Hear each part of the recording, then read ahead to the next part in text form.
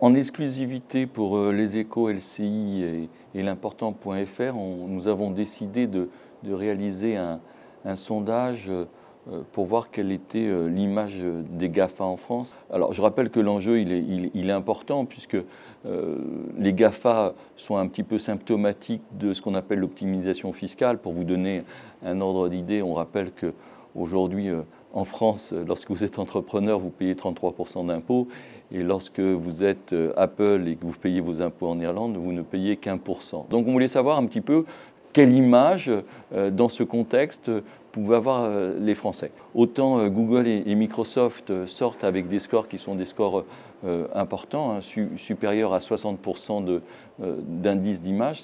Surtout pour Google, puisque dans la séparation des choses, si on regarde dans le détail Google génère 30% de très bonne opinion, hein. Il y a une différence entre bonne opinion et très bonne opinion. Je rappelle que la bonne opinion, c'est l'addition de assez bonne opinion et très bonne opinion.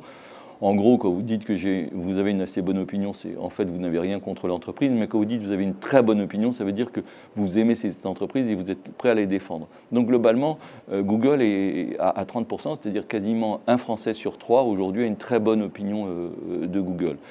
À l'opposé, le score de Facebook est extrêmement faible, donc on est dans un virage un peu symptomatique puisque Facebook est employé par des millions de Français tous les jours et c'est je t'aime moi non plus. Il y a quand même près de 15% des gens qui ont une très mauvaise opinion de Facebook et surtout on voit une segmentation.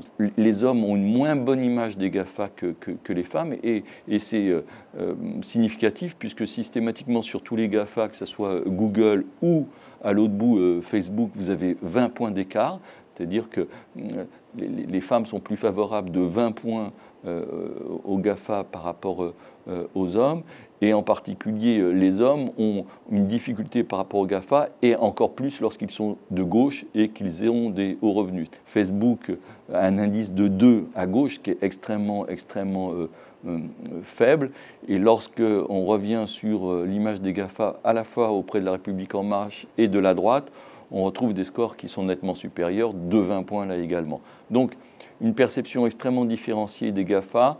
Google et Microsoft s'en sortent bien, Apple et surtout Facebook nettement moins bien. Donc étude assez surprenante, intéressante, qui permet de mieux fixer un petit peu les choses et qui permet aussi de rejoindre un petit peu ce qu'on explique régulièrement, cette schizophrénie de cette opinion française, où il y a une différenciation entre le citoyen qui très souvent sanctionne, et c'est le cas de Facebook, et le consommateur qui, lui, continue à utiliser. C'est-à-dire que les Français utilisent en tant que consommateurs Facebook, mais lorsqu'on les interroge en tant que citoyens, ils disent « je n'aime pas Facebook ».